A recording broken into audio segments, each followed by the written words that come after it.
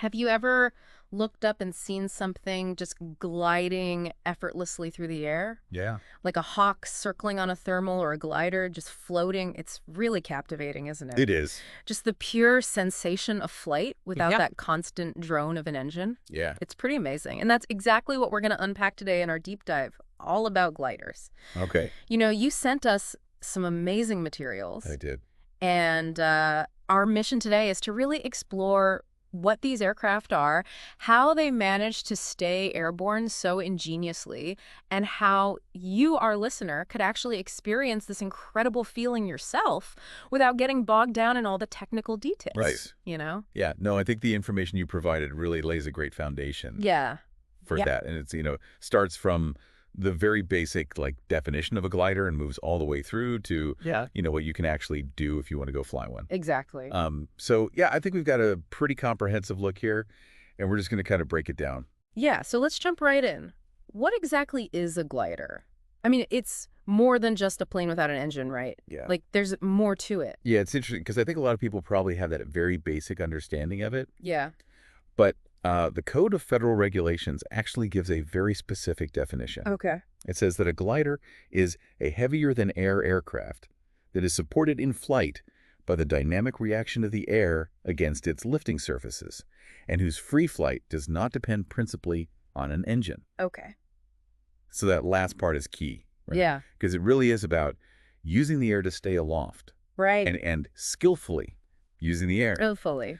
And then it's also interesting to note that, we talk about gliders as the aircraft themselves, Right. but glider is also a specific rating that you can add to your pilot certificate. Oh, interesting. Okay, so it's kind of a dual meaning there. Yeah. Yeah. All right, so harnessing the power of the air is really the name of the game here. And, when we picture a glider, I think a lot of us think of those really sleek, modern designs, Right? Like, you actually even included figure one in the document you sent. It's that DG Flugzeugbau GmbH 800B series. Yeah. And it's just such a beautiful machine. You know, Yeah. all those smooth lines and those long, elegant wings. Yeah. But how did this all begin? How did those very first gliders actually manage to get off the ground? Yeah, that's a good question. And the history is interesting. Yeah. Initially, the only way to launch a glider was from the top of a hill. Okay. So, think about those early pioneers of aviation, Right. like Otto Lilienthal, who's shown in Figure 1-2, Okay. sometimes called the Glider King from the Oh. 1890s.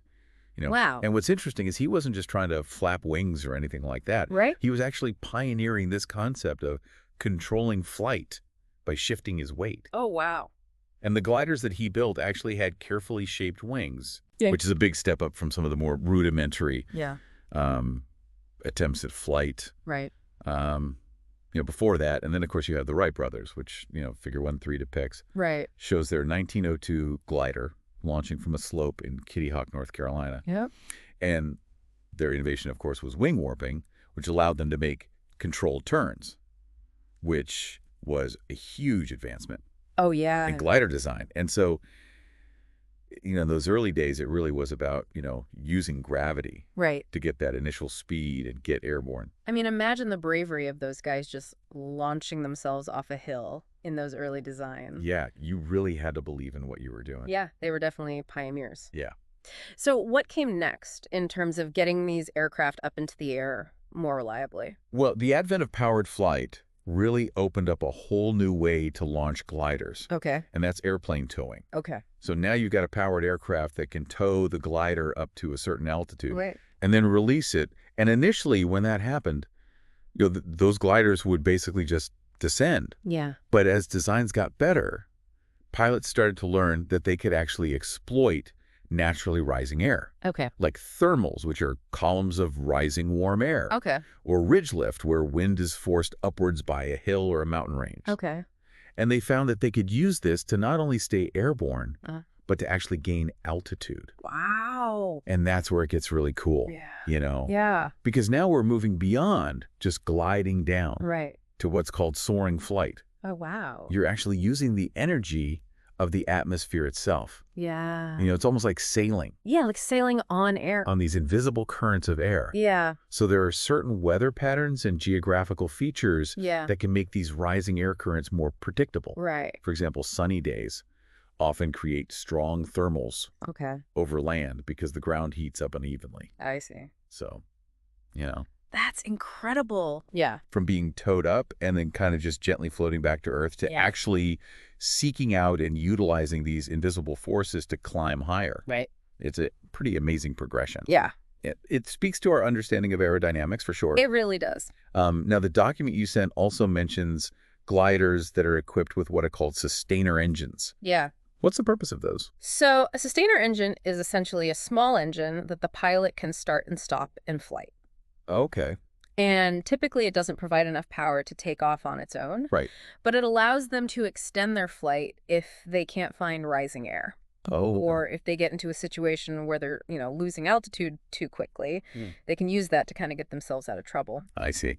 And what's interesting is a lot of these sustainer engines have propellers that can actually be retracted Oh, wow. back into the fuselage. Okay. So when the engine is not being used, Right. it can maintain that really nice aerodynamic shape. Oh, I see. I see. So it reduces drag and allows it to glide as efficiently as possible. So every little bit of streamlining counts when you're relying on the air Exactly. to keep you up. Yep.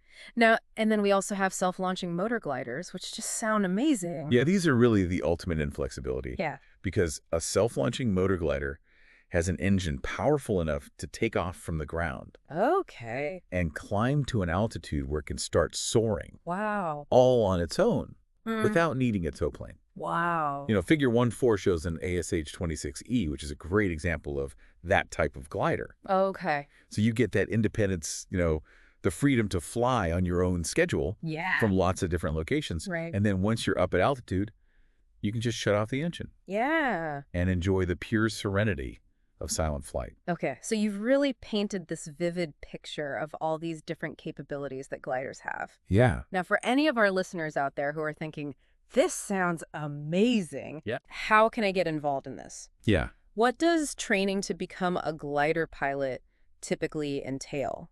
That's a great question. And your material actually has some really good advice on this. Okay, good. So if you're interested in learning to fly gliders, there are several reputable paths that you can take. Okay. You've got FAA-approved glider schools. Okay. You've got privately owned commercial flight schools that offer instruction. Right. Some colleges and universities have aviation programs that include gliders. Oh, okay. And then there are also private soaring clubs Oh, wow. that you can join and get instruction through. Okay.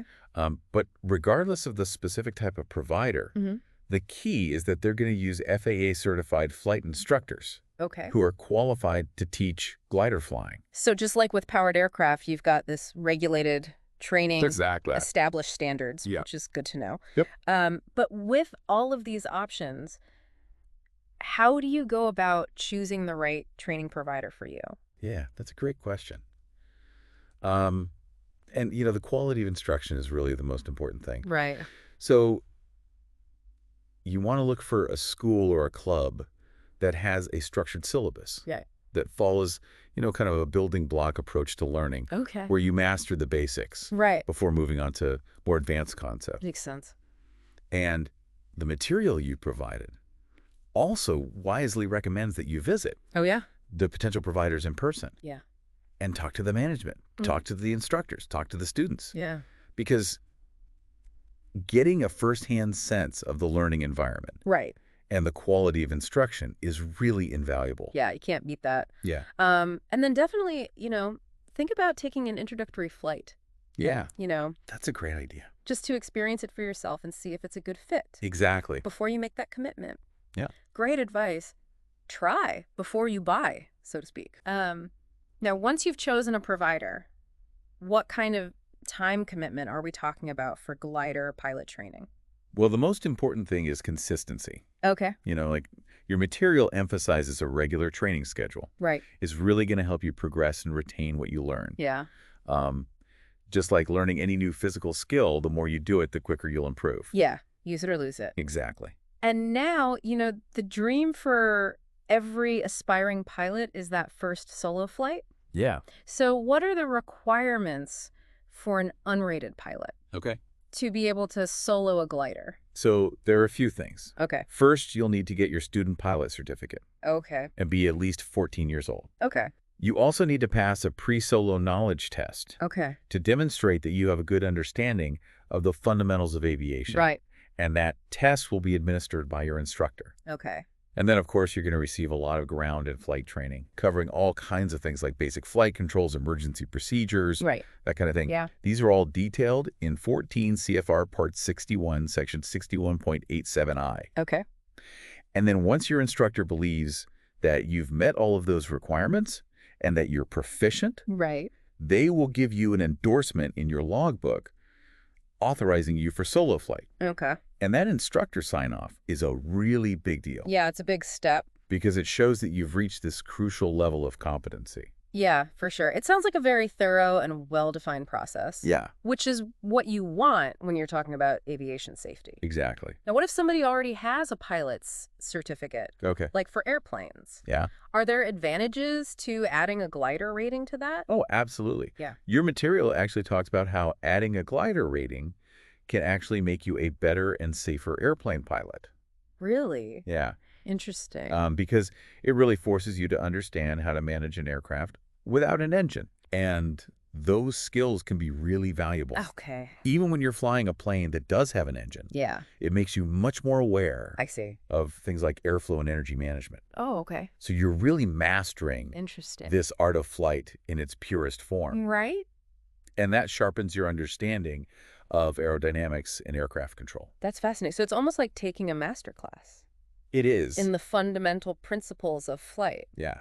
So, okay, say you complete your glider training. Yeah. What are the different pilot certificates or ratings that you can actually earn? Well, there are a couple of different levels. Okay. So you can get a sport pilot certificate with a glider endorsement, Okay. or you can get a private pilot certificate with a glider rating. Okay.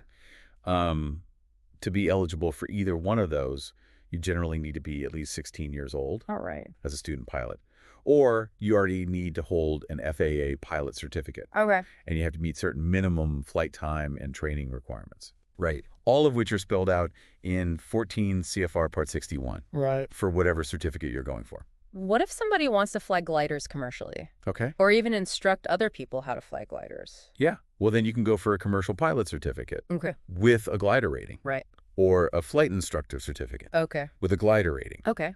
And the requirements for those are a little bit more extensive. Okay. You need to be at least 18 years old. Okay.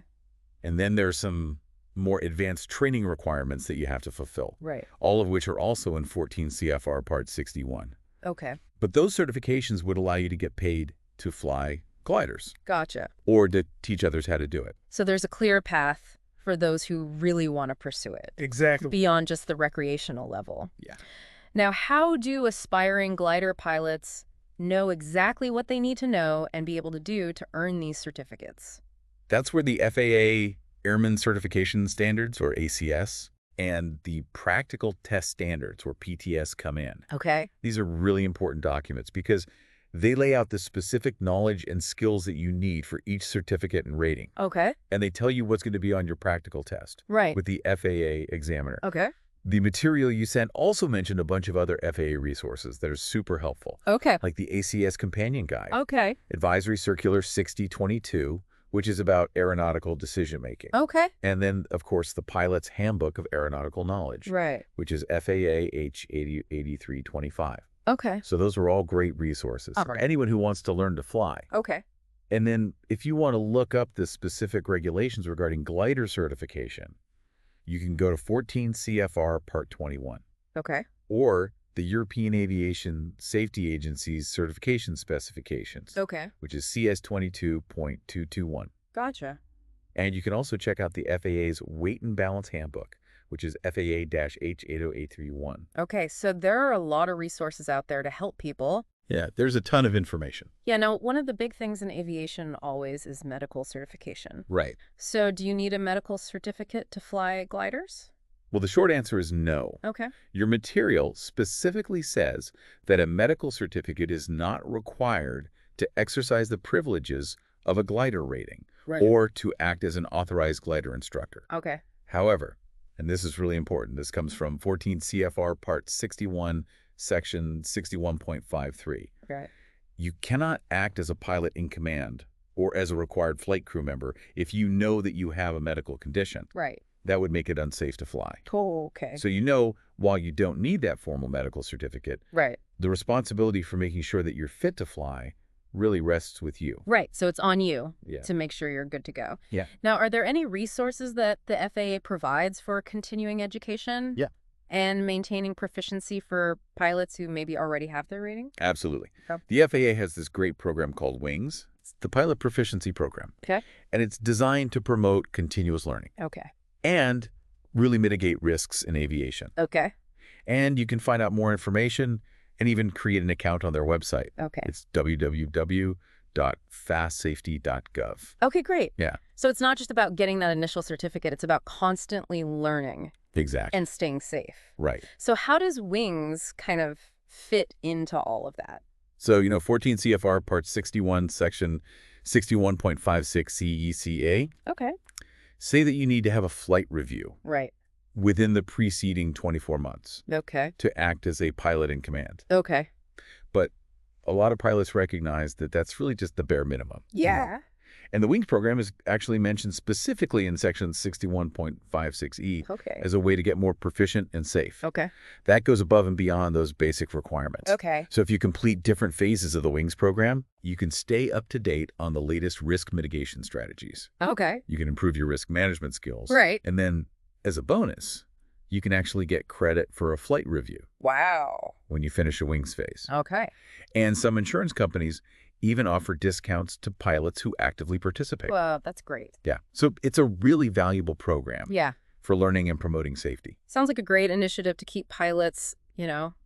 on top of their game and continuing to learn. Right. So just to recap everything that we've kind of covered in this deep dive on gliders, Yeah. we've looked at what they are fundamentally. Right. That fascinating history of how they get up into the air from launching off hills to being towed, Yeah. using sustainer engines, and even self-launching. Yep. And then for anybody out there who wants to give it a try, Yeah. we've looked at training options, Yep. the certification process, Right. all laid out by the FAA. Exactly. From that very basic definition to those different ways that you can learn to fly and even, make yourself a better pilot. Yeah. I think this has been a really good overview of the world of gliders. Yeah, I think so too. So, as you're listening right now, I really want you to imagine what it would be like to experience flight without that constant engine noise, Yeah. to really harness the power of the air. Right. What kind of new perspectives would that open up for you in terms of aviation and just the natural world around us? A whole different way of looking at things. It is. What part of glider flying is the most interesting to you? Is it that historical connection, Yeah. To those early pioneers Right. and their crazy experiments? Yep. Or is it that challenge of soaring using only natural lift? Right. Or maybe it's just that idea of adding a whole new skill set to your flying abilities. Exactly. Yeah. So we encourage you to explore some of those resources that we've mentioned. And maybe even consider taking that introductory flight. Yeah. Who knows? You might just discover a whole new side of aviation. You really might. It's waiting for you up there above the clouds.